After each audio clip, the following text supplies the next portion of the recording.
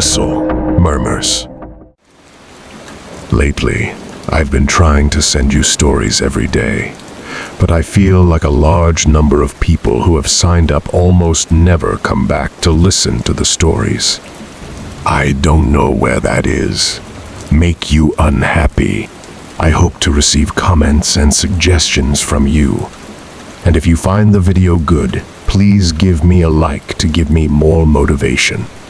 For those who have not yet subscribed, don't forget to click the subscribe button and press notification bell to wait for the next story.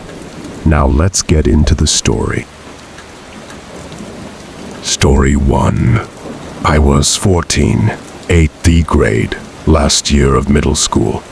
I had to go, so I got up from my seat in math class, took the wooden plank that was supposed to be the bathroom pass, and strolled through the hallways to the bathroom. The bathroom on the main floor had a sign on it, saying out of order, use upstairs or downstairs bathroom. A random older guy walked up to me and asked with a smile on his face if I knew where the nearest bathroom was. I told him, yeah, either upstairs or downstairs. He thanked me and walked to the stairs. So, to avoid more potential conversation with the guy, I went down.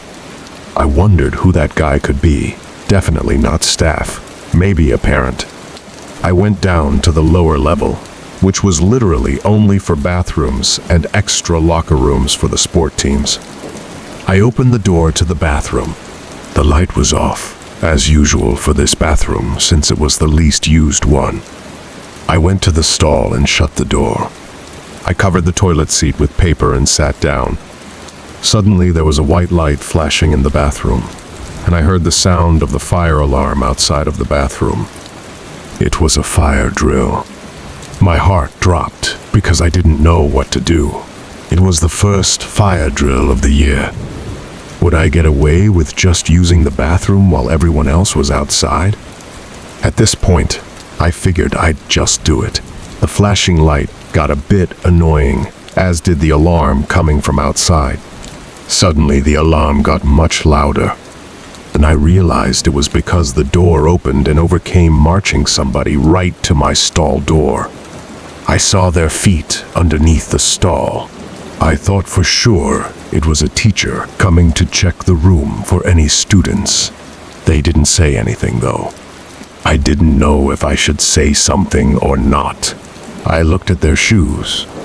They were just facing the door, but I noticed they weren't just standing there. I saw through that dreaded 1-inch crack of the stall door that everybody hates. Someone's face pressed up against it. Most apparently, a man's eye opened as wide as possible. Then there was a chuckle from the other side. I was breathing heavily now, heart racing too. I didn't know if I should scream or not. Then the person got on his knees and stuck his head underneath the stall to look at me. It was that man from the hallway. When he saw, it was me. He literally crawled under the door and into the stall and grabbed a hold of me, covering my mouth first thing. I remember he said things like, "Don't struggle, and just relax." I didn't know what he was going to do to me. It was an unreal feeling, like my life was flashing before my eyes at such a young age. An age that you think you're invincible. Then the fire alarm got louder again as the door opened. It was the principal's voice. "Is anybody in here?" I screamed, and though muffled through the man's hand, the principal heard it and came rushing over to the stall trying to open it. He screamed to open the door. The man let go of me, opened the door in the principal's face, and ran for it. The principal was a very old man, so he didn't chase after him.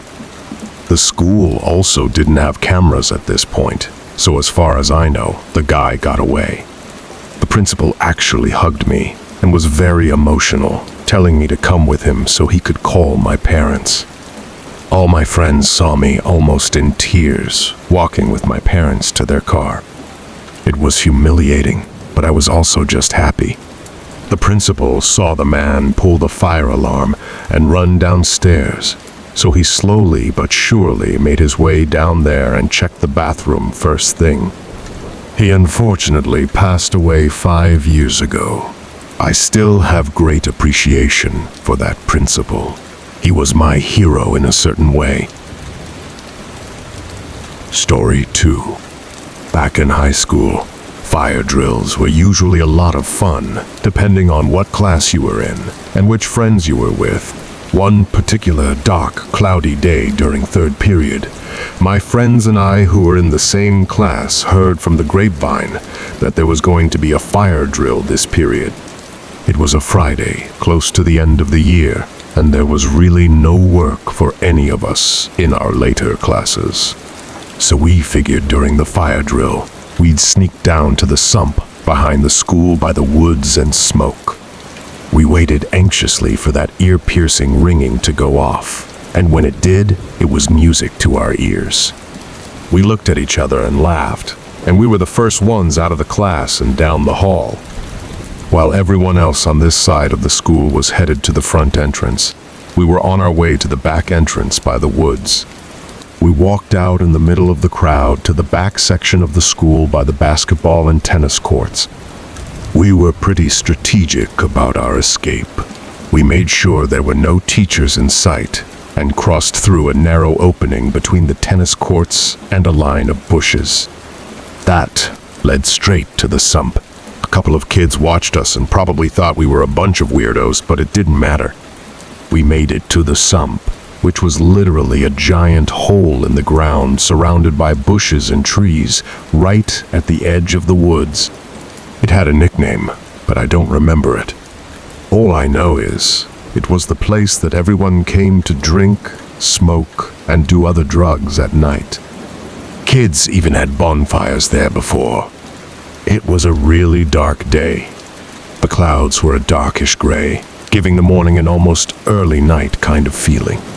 The breezy air hinted at a storm approaching too, which honestly just made it more fun for some reason. We waited until all the commotion up the hill quieted down, and we assumed everyone went back inside. Then we started talking and laughing. My friend went through his back to get out that pipe and grinder. That's when I noticed something in the distance by the woods. It looked kind of like a person's face. A couple shrubs covered where the body would be, but what I saw just looked too much like a face. I looked away for a second to get my friend's attention, and then pointed in the direction of it. But when I looked back, it was gone. They thought I was an idiot, but now that it was gone, I was like 70% sure what I saw was a person. The other 30% of me wasn't sure if I was just imagining things. It was very dark, after all. They didn't want to move, though, so I didn't either. We smoked, and the higher I got, the more paranoid I got. I secretly never really enjoyed smoking too much for that reason. It gets me paranoid. But I went along with it just because it was what my group of friends did. Now that I was high, all that I was thinking of was that face in the woods. Did someone see us? Were we going to get in trouble? That's all I could think about. My friends wanted to walk through the woods now to an old shack that used to be used by the school for something. It was about a minute walk into the woods. I was uncomfortable with it. The air started to feel moist, and I started to feel those tiny pre-storm rain droplets. I once again warned them that we should go back because of the storm. They kind of ignored me. On the way there, I swore I could hear footsteps that weren't ours. But honestly, I was so high, I didn't even know where I was hearing them from. In front of us, behind us, to the left, right, I had no idea. Then, from behind us, I was sure I heard a big stick snap in half. I stopped and turned around, saying loudly, "What the fuck was that?" My friends stopped too, but they didn't hear it apparently. There was nobody visible behind us, and once again, my friends thought I was an idiot. Apparently, I seemed like I was losing my mind because I became the blunt of all my friends' jokes after that. The big old shack, finally came into view. It was bigger than I remembered, and more creepy looking. The school stopped using this old building years ago, probably because it looked like it was about to collapse. Even the path that led to the front door had grass growing through the cracks. The front door was wedged open, of course. Surely students came in there all the time. My friend Jack pushed open the door fully with force. It was so dark in there. There was little light from outside to begin with. It seemed like there was just a bunch of old, empty crates, a lot of them smashed to pieces. There was a kind of nasty smell, however, one that my friends didn't remember the last time we were in there. The sound of something squishy plopping on the ground, and then a foot hitting the wood floor made us all jump. In the corner of the room was the shadow outline of a really tall person. We could only see him due to the little amount of light sneaking in through the window. We didn't scream or anything. We simply walked out the door the way we came in and walked quickly back in the direction of the school, K civilization. All three of us took a look back at the window nearest to the person, and I swear to God, at that exact moment, the first flash of lightning struck, and what we saw during that flash was nothing short of horrifying. There was a guy with a seriously deformed face standing at the window, and I don't mean to talk ill of anyone with any kind of deformity, but this man almost didn't look human. Half of his face seemed to be drooping down. You couldn't even see one of his eyes. He was so close to the window, too. His face was practically pressed up against it. I initiated a run, and my friends followed. We got back down to the sump in less than a minute, where we collected our thoughts on what to do next, just as the rain started to finally come down. Just then, my friend Jack pointed up the hill back to the woods. There was a person standing behind a shrub, exposing only his face, just like what I saw before. This time 10 times closer, but still not close enough to describe his face. All I know is, it wasn't the same person as in the shack. We ran back to the school and hid by the back entrance where it was dry. We all came to an agreement to just go home, forget about what just happened, not to tell anyone, and never go back to that shack again. And that was exactly what we did. Story 3. Our school had this door that led down to a half stairway to some weird dark hallway. A lot of students knew about it, but nobody really knew what was down there. The door only seemed to be open during fire drills, in which just about every door in the building is open. My friend Kyle and I were particularly interested in finding out what was down there. I'll admit, I was a pretty bad student in my first 2 years of high school, and I got into a lot of trouble. So Kyle and I planning to venture down there during a fire drill wasn't one of our dumbest ideas. We had 3 classes together out of 8, so our chances of being in the same class during a fire drill was pretty decent, and luckily it happened during study hall. So as the alarm rang, Kyle and I ran to one of the bathrooms, which already had its door wedged open with a door stopper. We hid in one of the stalls until all the commotion in the hall was gone and everyone was outside. Then getting down those stairs was a piece of cake. There was a very dim light hanging from the ceiling. It gave off just enough light to see a doorway that led to another half-light of stairs, this one to complete darkness. We looked for a light switch, but couldn't find one. We used the screens on our phones as light to navigate the dark. We found a door that had a "Do Not Enter" sign on it. Of course, what did we do? We opened the door, struggling at that nonetheless. It felt like it was 1,000 pounds, and it scraped along the floor as if it had fallen off its hinges. When we managed to get it open, we found just a small, square room. The room wasn't silent, though. There was a little clicking sound, kind of like a metallic dinging. It was coming from a vent in the corner.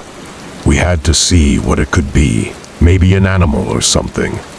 But as we went closer, we started to hear grunting and groaning type noises. Kyle dared me to hover the screen over the vent to see what was inside. I really wanted to know what was in there, so I did.